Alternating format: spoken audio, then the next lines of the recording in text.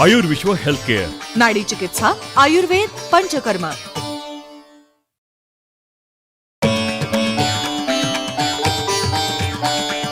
आयुर्विश्व आयुर्विश्व आयुर्विश्व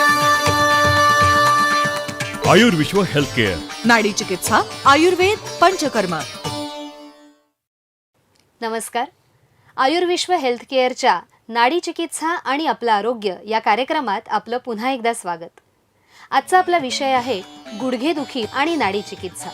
आरोग्याच्या तक्रारींचं वेळीच अचूक निदान होऊन त्यावर योग्य ती ट्रीटमेंट मिळणं अत्यंत गरजेचं असतं आणि त्यासाठी नाडी परीक्षणाद्वारे तुमच्या आजाराचं अचूक निदान करून त्यावर ट्रीटमेंट देणारं हेल्थ केअर म्हणजेच आयुर्विश्व हेल्थ केअर.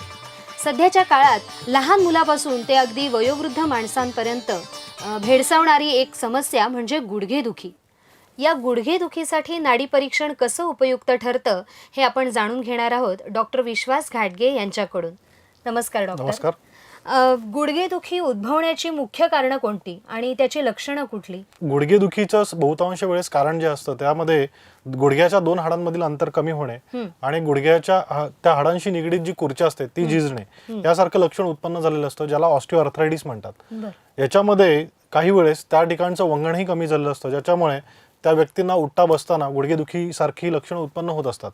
आता हे बहुतांश वेळेस दिसणारं लक्षण जरी असलं तरी याच्या व्यतिरिक्त इतरही अनेक कारण आहेत ज्याच्यामुळे गुडघेदुखी उत्पन्न होऊ शकते.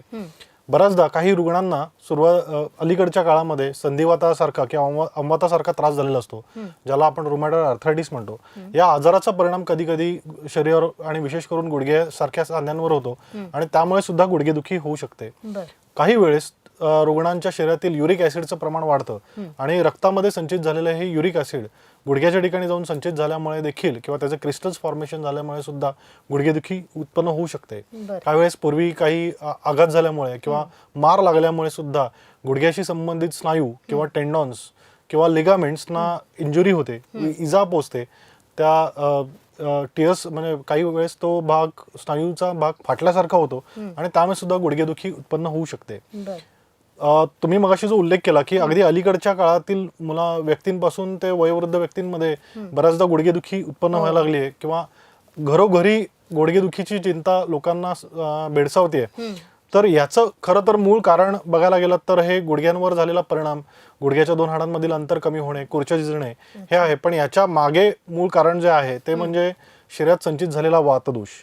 आयुर्वेदानुसार हा वातदोष गुडघ्यासारख्या सांध्याच्या ठिकाणी जेव्हा संचित होतो किंवा साठतो तेव्हा गुडघेदुखी प्रामुख्याने उत्पन्न होत असते. अच्छा. पण मग नाडी चिकित्सा ही गुडघेदुखीसाठी कशी काय उपयुक्त ठरते? शरीरातील कोणतीही वेदना ही वातामुळे झालेली असते. मग त्या वातवृद्धीचं कारण आपण नाडी परीक्षेद्वारे समजून घेतो आणि त्या अनुषंगाने ट्रीटमेंट करतो. आता काही वेळेस रुग्णांना केवळ गुडघे दुखत नसतात, तर गुडघेदुखी बरोबर त्या गुडघ्यांना सूजही आलेली असते किंवा गुडघे अवघडलेले असतात. तर या व्यक्तींच्या बाबतीमध्ये नाडी परीक्षेद्वारे समजून घेता येतं की केवळ वातदोषच नाही तर इतरही काही दोष वाढलेले आहेत का. फॉर एक्झाम्पल, अशा व्यक्तींमध्ये ज्यांच्या गुडघ्यामध्ये सूज आहे आणि अवघडलेपण आहे त्या व्यक्तींमध्ये वाताबरोबर कफदोषही वाढलेला असतो किंवा त्यांच्या पचनशक्तीत बिघाड झालेला असतो, ज्याच्यामुळे शरीरात सामावस्था निर्माण झालेली असते. म्हणजे अर्धवट पचलेला आहार रस वाताबरोबर या सांध्याच्या ठिकाणी साठल्यामुळे त्या सांध्याला सूज येणे, सांधा अवघडणे आणि दुखणे यांसारखी लक्षणं उत्पन्न झालेली असतात. अशा रुग्णांना प्रामुख्याने सकाळी झोपून उठल्यानंतर गुडघा अवघडल्यासारखं वाटतो. कुठेही 10 ते 15 मिनिटं बसल्यानंतर उठताना विशेष करून गुडघा अवघडणे आणि दुखणे यांसारखी लक्षणं उत्पन्न होतात आणि मग बऱ्याचदा थोडंसं काही 5-10 पावलं चालल्यानंतर त्यांना गुडघे मोकळे होतात किंवा गुडघेदुखी कमी झाल्याचं लक्षण दिसून येतं. नाडी चिकित्सेमध्ये गुडघेदुखीच्या मागील मूळ कारण म्हणजे तिथे संचित झालेले दोष प्रामुख्याने जाणून घेत असतो. की बऱ्याचदा असं होतं की रुग्णाच्या लक्षणांना समजून घेऊन त्यानुसार केवळ ट्रीटमेंट केली जाते, म्हणजे ज्याला आपण लाक्षणिक चिकित्सा केली जाते आणि त्यामुळे त्या व्यक्तीला तात्पुरता फायदा होतो.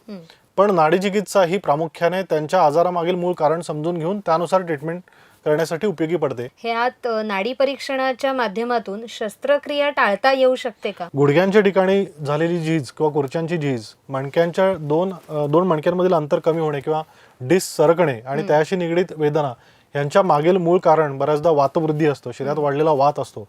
हा वात कोणत्या कारणास्तव वाढलेला आहे किंवा वाताबरोबर इतर काही दोष वाढलेले आहेत का, या रुग्णांच्या पचन संस्थेत काही बिघाड झालेला आहे का, किंवा पूर्वीचा आजारपण किंवा ज्वरासारखी अवस्था या आजाराच्या दुखण्याच्या बाबतीत कारणीभूत ठरते का, हे जाणून घेऊन जेव्हा ट्रीटमेंट केली जाते तेव्हा त्यांचं दुखणं पूर्णपणे बरं व्हायला मदत होते. आणि जेव्हा प्राथमिक अवस्थेमध्ये जेव्हा असा रुग्ण भेटतो की त्याला सुरुवात झाली, तेव्हा तर सहजपणे आपण नाडी परीक्षेद्वारे त्यांना मदत करू शकतो. प्रसंगी त्यांची शस्त्रक्रिया पण होऊ शकते.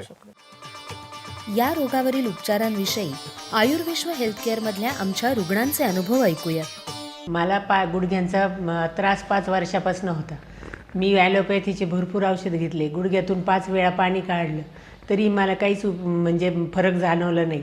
तर मी टी व्हीवरती विश्वास धाडगे सरांचा कार्यक्रम पाहिल्यानंतर मी त्यांची ट्रीटमेंट सुरू केली. तर मला आता 1 किलोमीटरपर्यंत चालता येते. इतका गुडघ्याची सूज वगैरे सगळी गेली. त्याच्यानंतर गुडघ्यात पाणी झालंच नाही सरांचे औषध घ्यायला लागल्यापासून.